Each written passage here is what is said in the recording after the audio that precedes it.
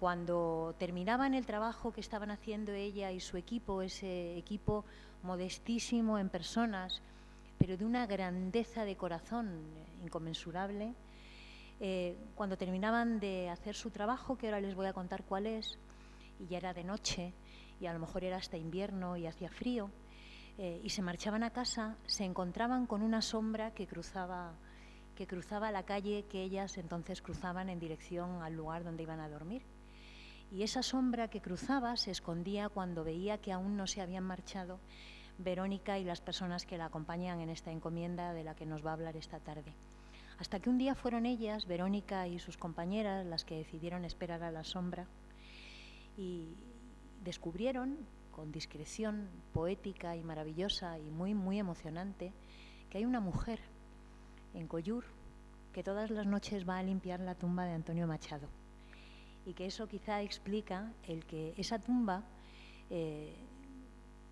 haga frío, haga calor, sea invierno, sea verano, siempre esté impecable,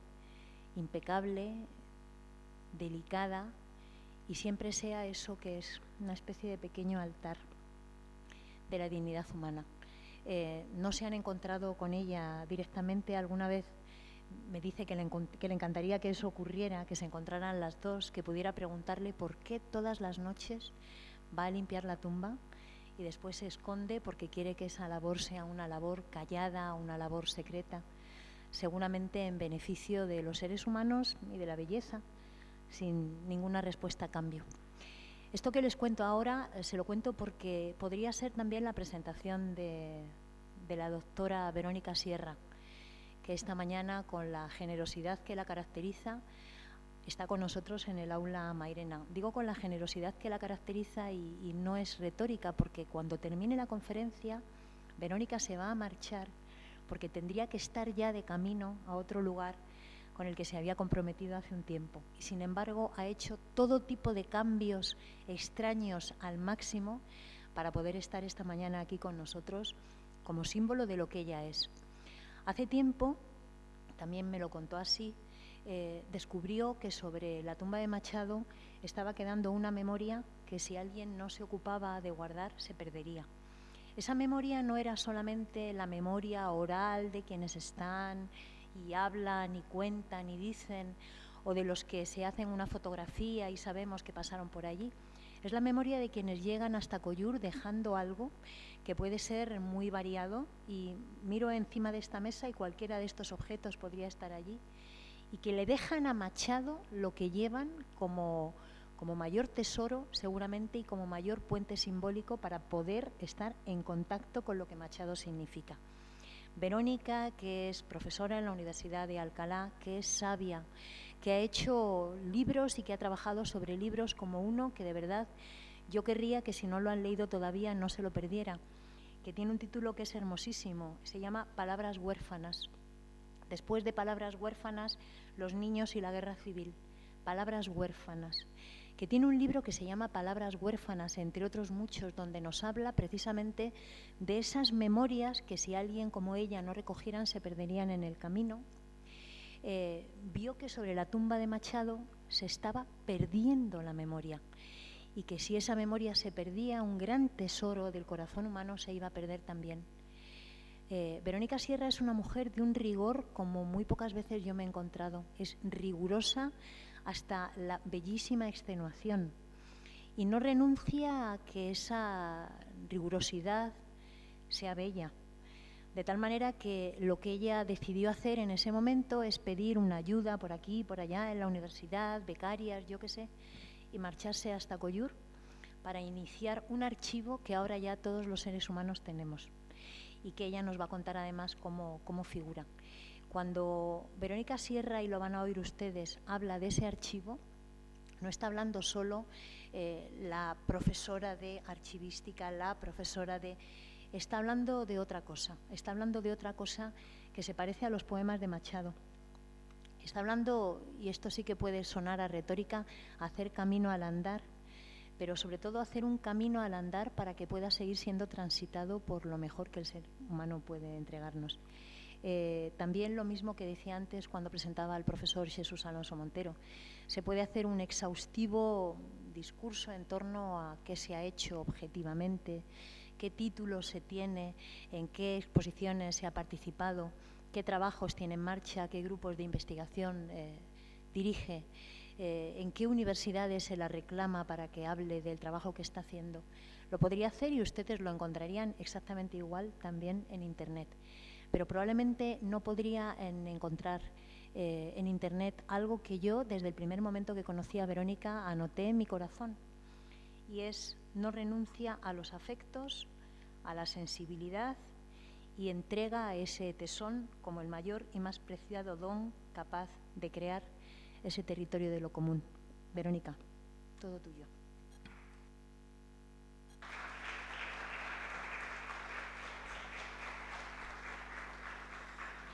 Muchísimas gracias, Marifé. Entenderán ustedes que esté un poco emocionada ahora mismo con estas palabras tan bonitas. Presentaciones así son un lujo, desde luego. Buenos días a todos y a todas. Es un placer inmenso volver a Segovia y un placer todavía más inmenso estar en este lugar tan emblemático, en esta antigua Universidad Popular, en esta Academia de Arte y de Historia de San Quirce.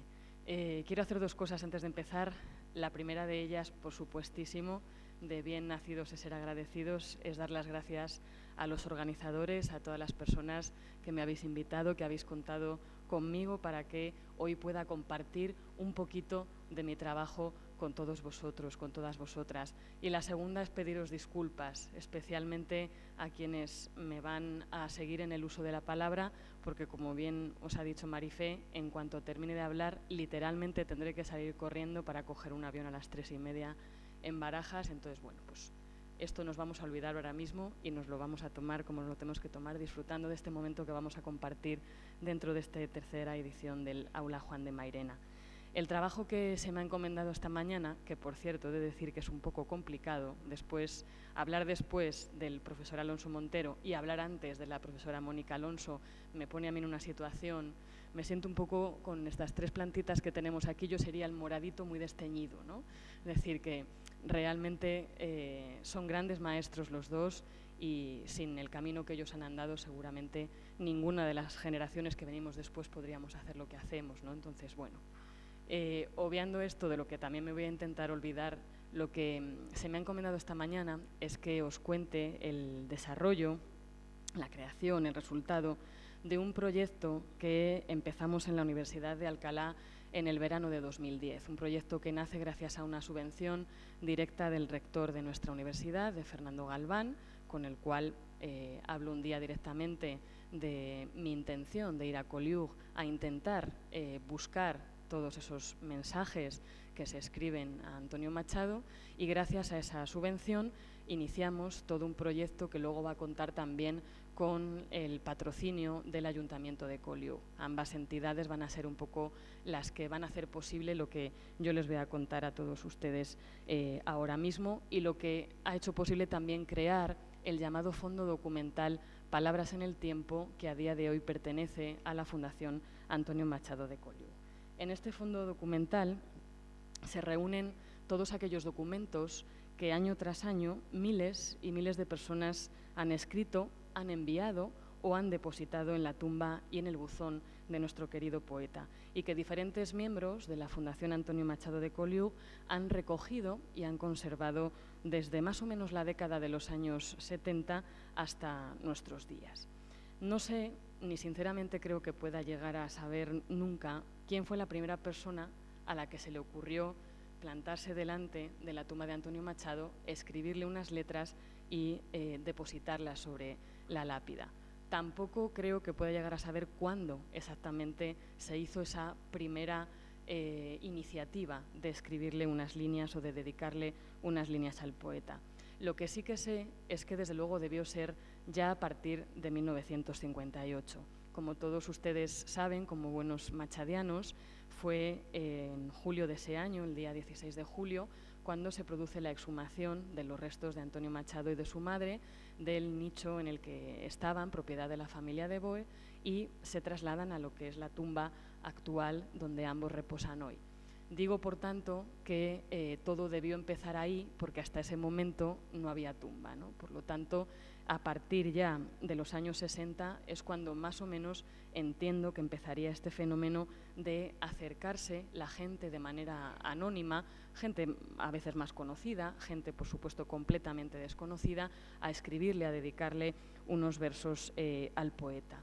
Yo siempre he pensado, según todas las teorías en las que no voy a entrar porque no es lo que corresponde hoy, sobre estos altares improvisados y los cultos que se generan en torno a traumas colectivos, que es una de las líneas de la antropología histórica y cultural que más están trabajando ahora, siempre he pensado que todo este fenómeno en torno a la tumba de Machado y en relación al uso de la escritura no tiene tanto que ver con la imitación o el propósito de imitar lo que otros han hecho antes y que al final se acaba convirtiendo en una tradición, sino que yo tengo la sensación, al menos por todo lo que he podido privilegiadamente leer, de lo que ocurre cuando las personas llegan al cementerio municipal de Collioure y veneran de alguna forma a la tumba de Antonio Machado, es que se produce una especie de consenso emocional. Un consenso emocional que lleva a la necesidad de expresar lo que la figura de Antonio Machado ha supuesto en la vida de todas esas personas que van a rendirle homenaje. Y yo, por eso, dentro un poco de las explicaciones para darle al fenómeno de por qué llegan tantos y tantos miles de mensajes a la tumba y al buzón de Antonio Machado, más que por imitación de otros, lo veo como una suerte de consenso emocional internacional, que es lo que me parece que ocurre en este sentido, ¿no? Este rito fue extendiéndose, fue incrementándose a lo largo del tiempo, y esto lo prueba muy bien. Ayer precisamente hablábamos de ello, Monique y yo, cómo en los años 80 la Fundación Antonio Machado de Collioure decide, por consenso, poner un buzón al lado de la tumba, debido a la cantidad de mensajes que llegaban y con el fin también de que esos mensajes no se acabaran perdiendo, porque al fin y al cabo eran las muestras, ¿no?, del reconocimiento y del cariño sincero y sentido de la gente hacia su poeta. Pues la Fundación decide instalar un buzón. Aquí lo tenéis, hace poquito que le han pegado esa pegatina llamando la Avenida de la Tercera República, ¿no?, como si fuera la dirección del buzón. Todas esas muestras, a partir de ese momento, se podrían no solo dejar sobre la tumba, sino también depositar en el buzón. Así lo explicaba en un librito que se publicó en el año 89, coincidiendo con el 50 aniversario de la muerte de Antonio Machado, uno de los miembros entonces de la Fundación Antonio Machado de Collioure, que era Manolo Valiente, explicaba así cómo se les había ocurrido, ¿no?, poner el buzón al lado de la tumba. Fijaros lo que le escribe Manolo Valiente directamente a Antonio Machado. Dice: yo soy el responsable, don Antonio, de que el Ayuntamiento de Collioure haya puesto un buzón en la tumba donde reposáis tu querida madre y tú. Perdóname, aunque debo decirte que es lo único que se me ha ocurrido hacer ante la perspectiva de que se pierdan tantos mensajes de amor y respeto hacia ti. Creo que de esta manera todas esas muestras de cariño extraordinario e intenso de tu pueblo podrán conocerse algún día. En ninguno de esos mensajes te piden que hagas milagros, tan solo hay en ellos promesas de construir la España que soñabas, justa, tolerante, capaz, generosa, regional y nacional, internacional y universal.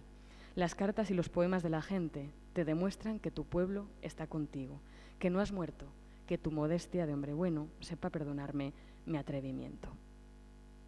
La llave del buzón ha estado siempre en poder de la Fundación Antonio Machado de Collioure y fueron fundamentalmente dos personas a las que quiero hoy citar, Miguel Martínez, recientemente fallecido, y Paul Combó, quienes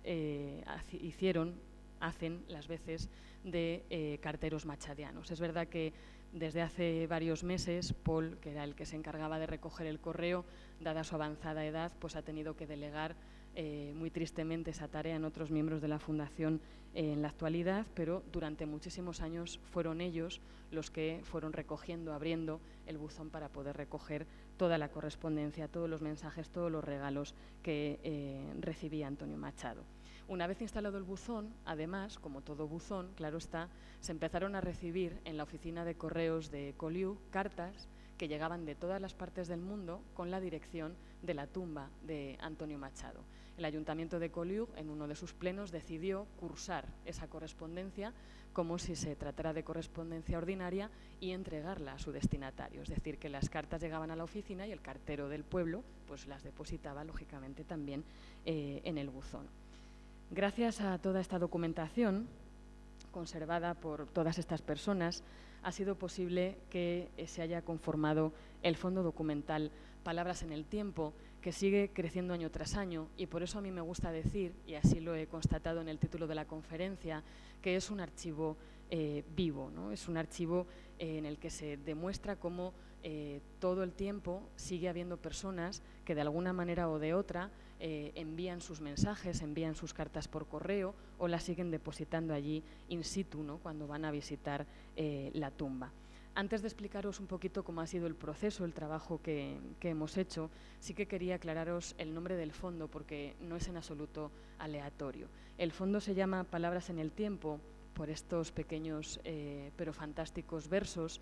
Pertenecen, si no los especialistas me corregirán, a una serie no muy conocida de mi cartera, fechada en torno a 1924, en los cuales Antonio Machado da una definición de lo que para él es la poesía. Fijaos, dice: ni mármol duro, ni eterno, ni música ni pintura, sino palabra en el tiempo, ¿no? De ahí un poco que hayamos elegido esta denominación Palabras en el Tiempo, porque refleja muy bien cuál es la filosofía, ¿no?, de la poesía machadiana por un lado, pero también por otro lo que está ocurriendo verdaderamente en ese lugar de culto en el que se ha convertido su tumba.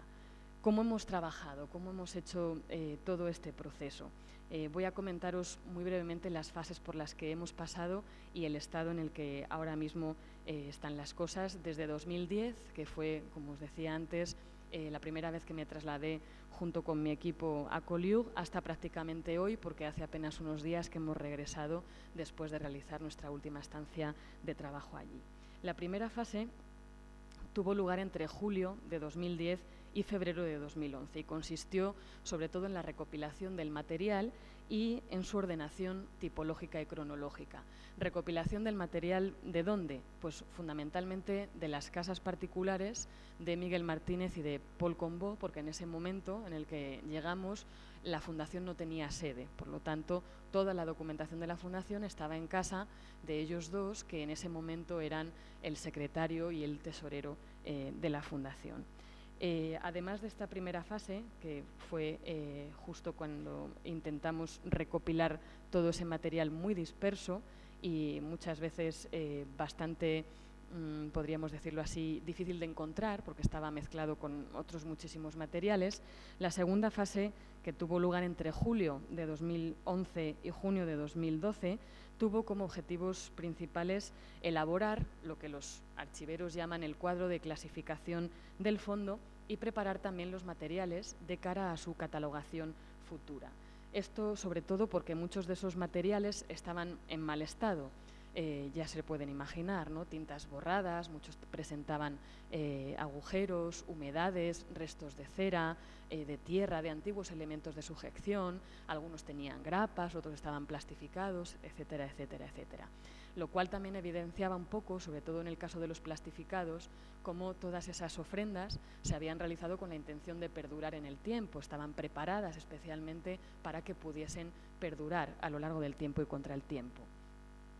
La tercera fase la desarrollamos entre febrero y julio de 2013 y ya la dedicamos a la catalogación y al signado de los materiales, propiamente dicha, a la confección, como todo fondo documental tiene que tener, de los instrumentos de descripción y a su ubicación en la Sala Bobán, que es la actual sede de la Fundación Antonio Machado de Collioure. Anteriormente había estado todo guardado en casa de la profesora Ketty Otero, miembro también de la Fundación, y posteriormente en el Archivo Municipal de Collioure, gracias al consentimiento del alcalde. Dentro un poco de la cuarta fase, que es de la que venimos ahora mismo, desarrollada entre febrero de 2014 y ahora el mes de octubre de 2015, lo que hemos hecho ha sido sobre todo incorporar nuevos materiales. Por un lado, hemos tratado de incorporar toda la documentación recogida desde 2010, que fue el momento en el que llegamos a Collioure, hasta 2015, y, por otro lado, también insertar documentos que han aparecido posteriormente en la casa de Paul y de Miguel de nuevo, sobre todo tras el fallecimiento de Miguel, donde al donarse muchos de los materiales a la fundación, pues hemos visto que dentro de esos materiales también había documentos del archivo, ¿no?, que en su momento pues no habíamos encontrado y que se fechan sobre todo en las décadas de los 80 y de los 90. Miguel preparaba un boletín anual que muchos de los que estáis aquí conocéis, ¿no? Y desde el año 89, dentro de ese boletín, había una sección que se llamaba buzón, ¿no? Y en esa sección, pues aquellos materiales que le gustaban o le llamaban la atención o le parecían importantes, pues un par de ellos por número más o menos los publicaba, ¿no?, en el pequeño boletín, para que se viera un poco, por un lado, cómo las visitas a la tumba seguían ocurriendo, pero sobre todo, pienso yo, ¿no?, también para que se viese cómo esa veneración hacia Antonio Machado seguía en el tiempo, iba continuándose año tras año también, ¿no? Fueron estos materiales que se emplearon para la confección de los boletines los que hemos recuperado ahora en esta última fase final. Lo que nos queda a partir de ahora es sobre todo empezar a estudiar la documentación en la medida que se pueda, e ir añadiendo también al fondo todos los materiales que sean de 2015 en adelante, dado que, como os decía antes, pues es un archivo vivo que de momento no tiene fin, que crece, que se amplía, que se enriquece, ¿no?, con cada año con la llegada de esos materiales nuevos. Y no solamente lo hace en fechas clave, por ejemplo, en la fecha de la celebración del homenaje, en febrero, lógicamente hay mucha gente que viene a Collioure y que escribe muchísimos mensajes a Antonio Machado, o en la época del verano. Collioure es un pueblo muy turístico y mucho del reclamo, ¿no?, pues hace que muchos turistas también conscientemente o por casualidad visiten la tumba de Antonio Machado, sino que sí que os puedo decir que no hay un solo mes que Antonio Machado no tenga a nadie a quien le escriba. Todos los meses recibe mensajes, recibe cartas, recibe ofrendas de muchísima gente. Tanto es así que tenemos ahora mismo tanta documentación fechada entre los años finales de los 70 y el 2010 como del 2010 a 2015. Es decir, que el fenómeno está creciendo exponencialmente ahora, ¿no? A día de hoy tenemos 2 millones de documentos.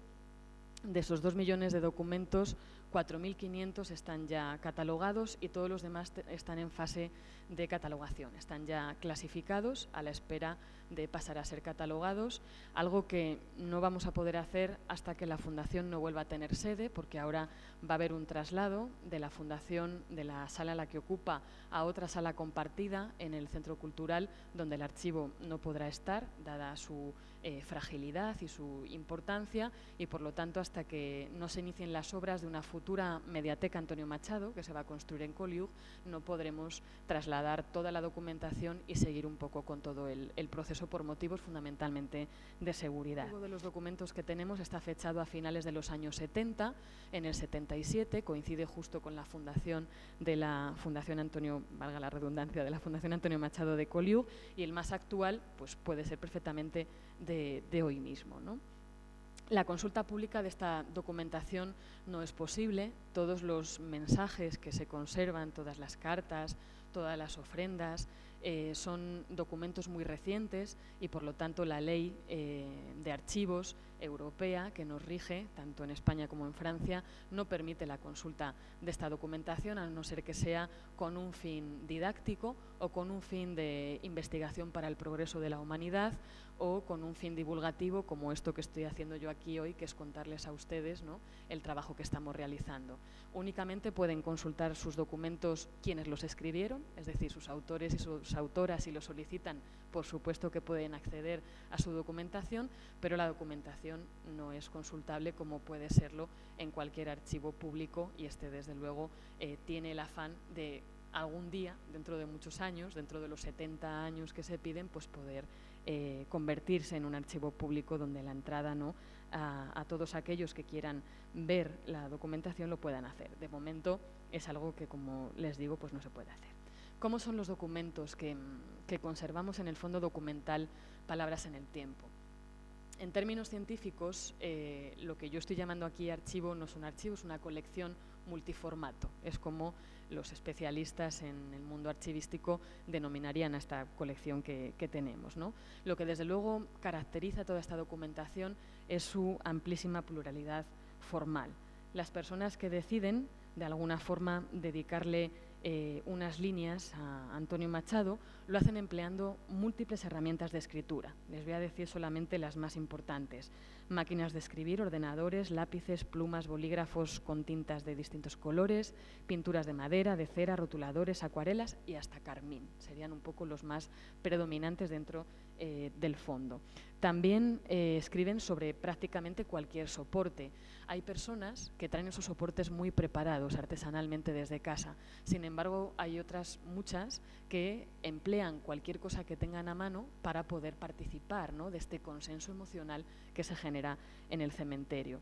Os hago un pequeño listado también, aunque en las imágenes yo creo que se aprecia bastante bien esta heterogeneidad. Se utilizan, claro está, folios y papel de cartas, hojas arrancadas de agendas, de cuadernos, de blogs, papel de fumar, papel higiénico, cartulinas y cartón, tickets, etiquetas, servilletas, pañuelos de tela, posits, billetes, folletos, telegramas, recibos bancarios y facturas, entradas de espectáculos y de museos, tarjetas de visita, que ahora están ya un poco más en desuso, pero que sigue habiendo bastantes, partituras, trozos, por supuesto, de madera, de tela, piedras y también, incluso últimamente, se escribe sobre la propia tumba. Más o menos desde hace un par de años han sido varios los grafitis que se han realizado, no sobre la lápida, pero sí, si han estado ustedes en Collioure, lo sabrán, en el basamento de ladrillo, ¿no?, que protege, que rodea la lápida. Son varios los grafitis que se han realizado en estos últimos años. ¿En qué lenguas se escribe, ¿no?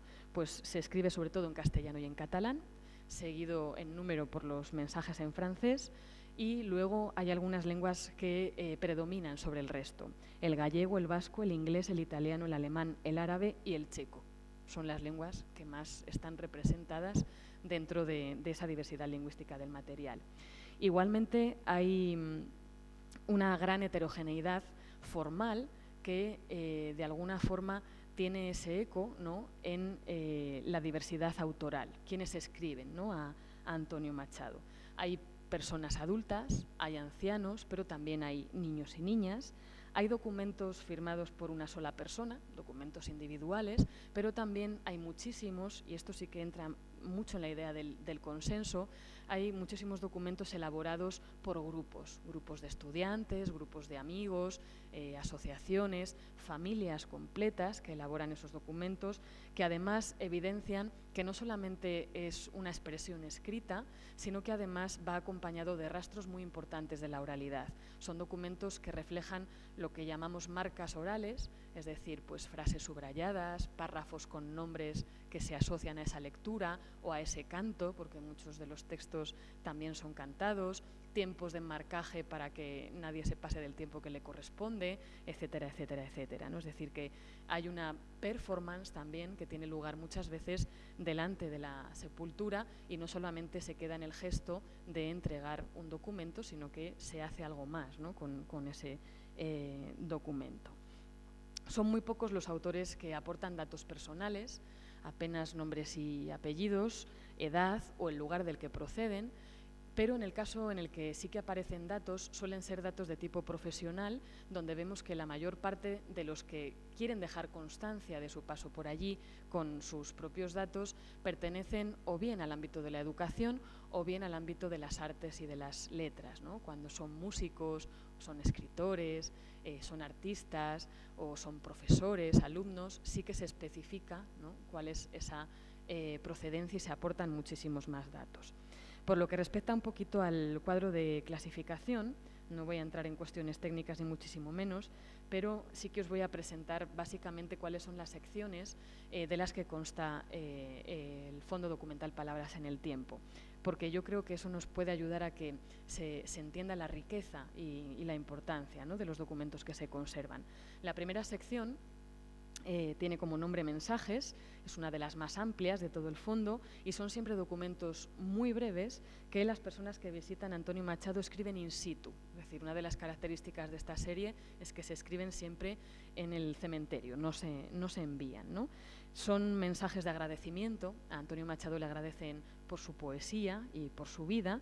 Son dedicatorias. Muchas veces predominan expresiones como yo he estado aquí, he venido a visitarte, formas rimadas, citas extractadas de escritores o de artistas, fórmulas del tipo para Antonio Machado, dedicado a Antonio Machado, en memoria de Antonio Machado. Y luego también hay un buen número de peticiones. Hay muchas cosas que se le piden a Antonio Machado, entre ellas encontrar o conservar el amor, tener suerte y tener salud, tener dinero, trabajo, contar con su protección, etcétera, etcétera, etcétera. Os he traído 3 ejemplos para que veáis un poco qué tipo de escritura tienen estos mensajes, ¿no? De nosotros para ti, eterno poeta recordado, gracias por dejarnos esos versos, galerías, campos de Castilla, cartas a Guiomar.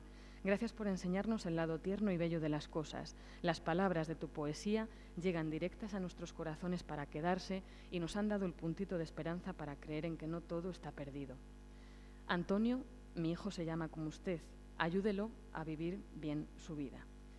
Tus huellas, querido amigo, abrieron miles de sendas. Desde Castilla te sigo, nunca te fuiste de ella, ¿no? Son algunos de los mensajes para que podáis un poco ver qué tipo de contenido tienen, ¿no? La segunda sección está dedicada a la correspondencia. Está compuesta sobre todo por cartas que llegan al buzón o bien se depositan directamente o llegan a través del servicio de correos o a través de otras personas que las portan como intermediarias de otras que no han podido asistir a la visita, pero que sí que han enviado sus escritos.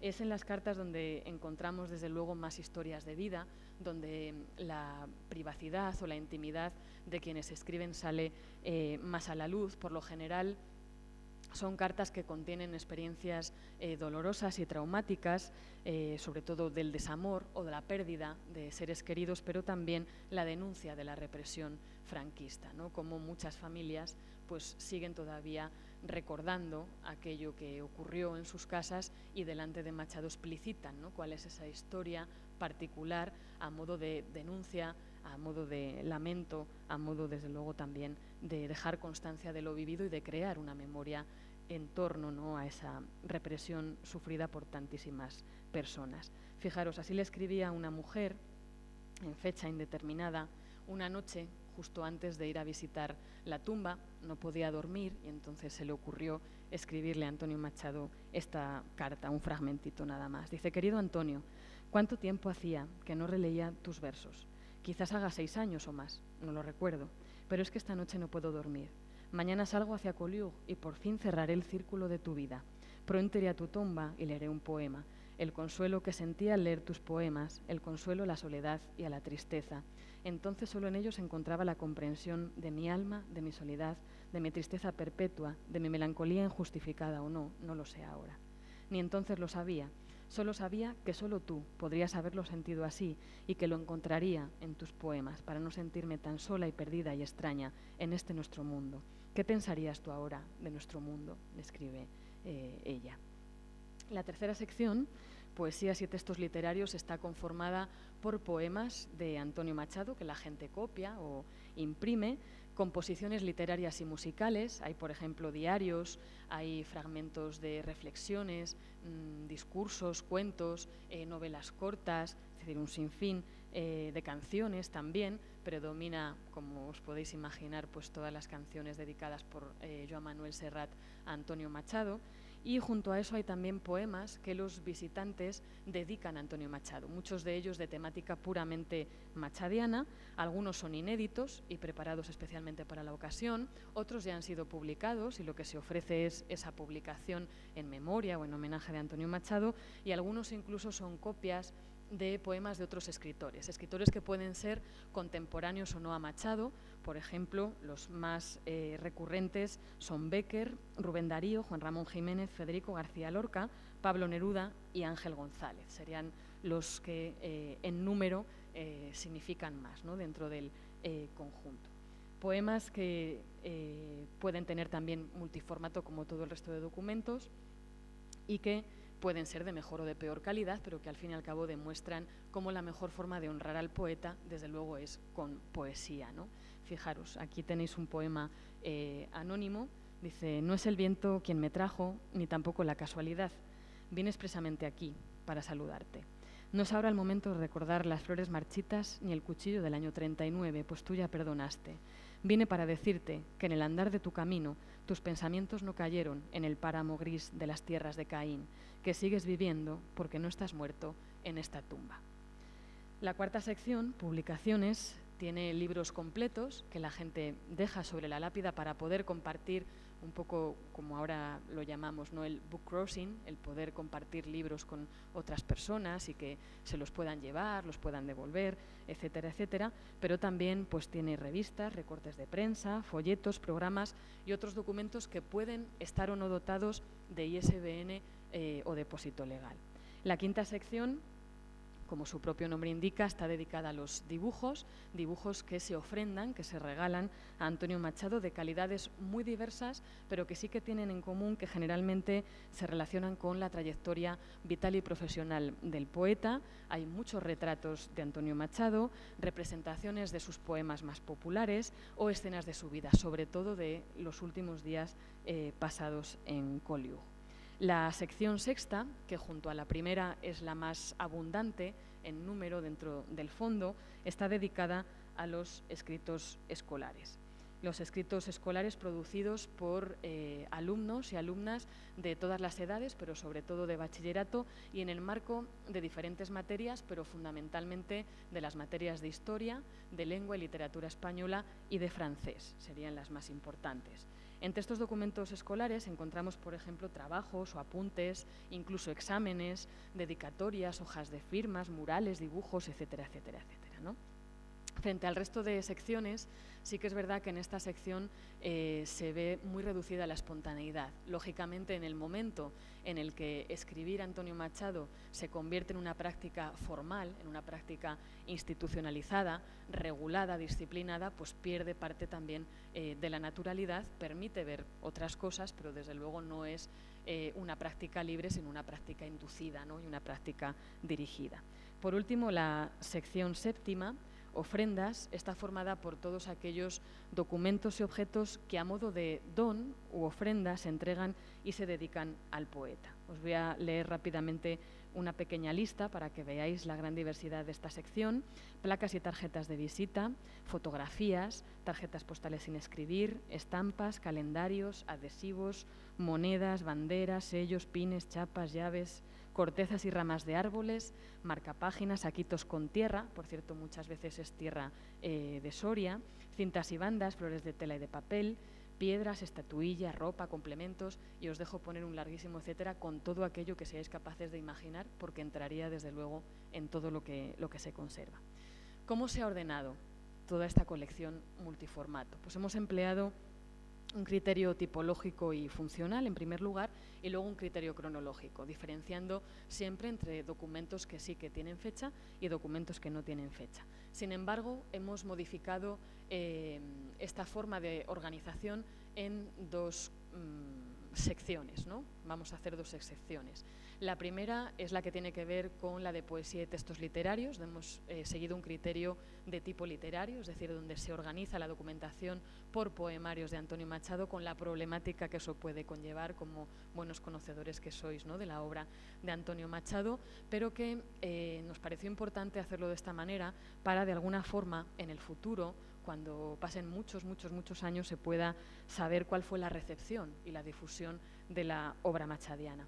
Y luego nos hemos saltado también este criterio general en la sección de los escritos escolares, donde hemos aplicado lo que en el ámbito archivístico se llama el principio de procedencia. Hemos creado expedientes administrativos por un motivo que enseguida se hizo muy evidente, y es que muchos de los centros escolares que visitan la tumba lo hacen cada curso escolar. Por lo tanto, había mucha documentación perteneciente a los mismos centros, ¿no?, que se repite año tras año. Nos pareció importante también ver cómo había una regularidad, ¿no?, en el caso de los escritos escolares dentro de estas visitas que se realizaban.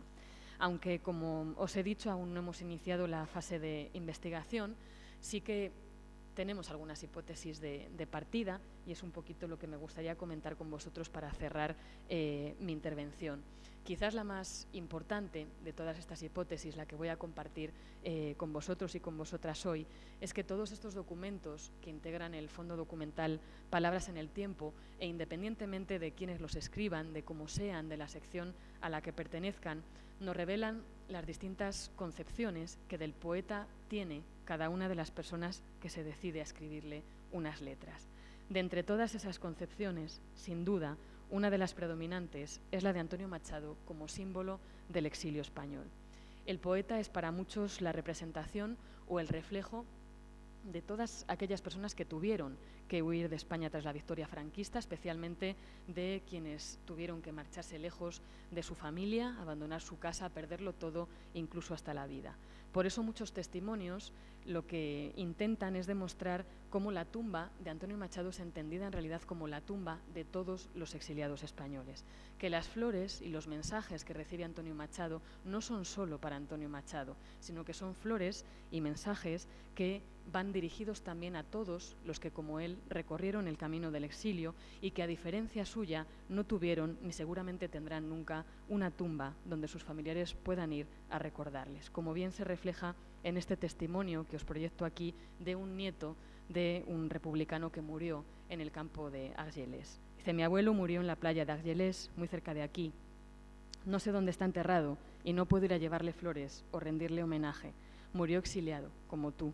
¿Podrá tu tumba servir de reencuentro con mi abuelo? Otra de las facetas que destaca en los documentos conservados en este fondo, lógicamente, es la de Machado como poeta. El legado cultural que ha dejado tras de sí es el protagonista de la gran mayoría de los mensajes y de los testimonios.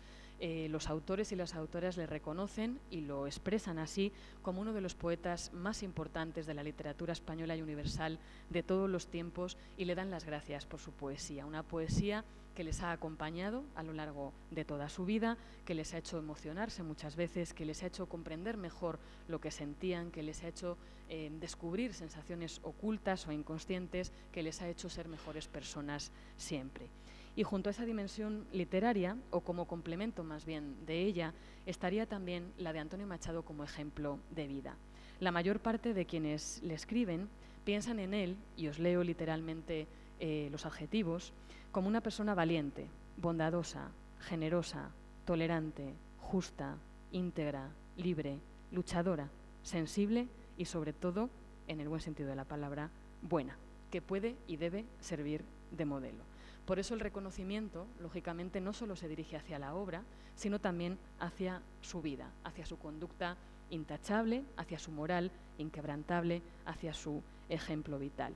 Y esto se refleja también en una faceta no menos importante, que es la de Antonio Machado maestro, ¿no? Muchos se dirigen a él como el maestro, a ti maestro, para resaltar un poco esa faceta también de su trayectoria vital. Por último, y aunque no menos importante, no quiero dejar de mencionar o destacar la representación de Antonio Machado como un santo laico, ¿no? Un santo laico, como muchos le denominan, algo que se desprende también de toda la documentación conservada, tanto en su forma como en su fondo. La tumba de Antonio Machado se ha convertido desde hace mucho tiempo, como bien sabéis, en una especie de altar improvisado o espontáneo donde la gente acude con respeto, con veneración y con admiración a establecer una suerte de diálogo directo con el poeta. Pero también la visita al cementerio municipal de Collioure se entiende como el final de un peregrinaje al que preceden otras muchas estaciones: Sevilla, Baeza, Soria, Rocafort, Segovia, no quiero olvidarme de ninguna, Madrid, Barcelona, las ponéis en orden, que las he dicho muy desordenadas. Es decir, que Collioure sería el final de todo ese recorrido vital machadiano que se ha constituido en peregrinaje hacia el lugar definitivo en el que Antonio Machado reposa. En ese sentido, Antonio Machado es considerado como un ser verdaderamente excepcional, capaz de conceder deseos, de obrar milagros, de solucionar problemas e incluso de hacer de intermediario entre este y el otro mundo. En definitiva, y con esto termino, todos estos testimonios que custodia y conserva la Fundación Antonio Machado de Collioure reafirman que Antonio Machado es un poeta inmortal, demuestran cómo miles y miles de personas le siguen leyendo y recordando cada día, y cómo son esas miles y miles de personas anónimos cuyos nombres y apellidos no nos importan las verdaderas garantes de su vida y de su obra.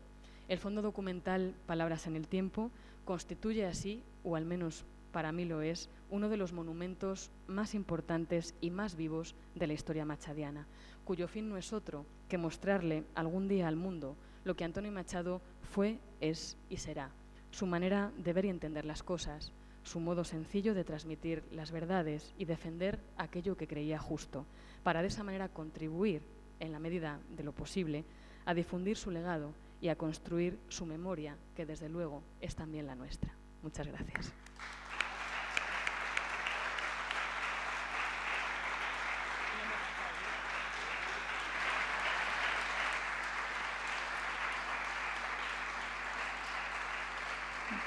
Verónica Sierra,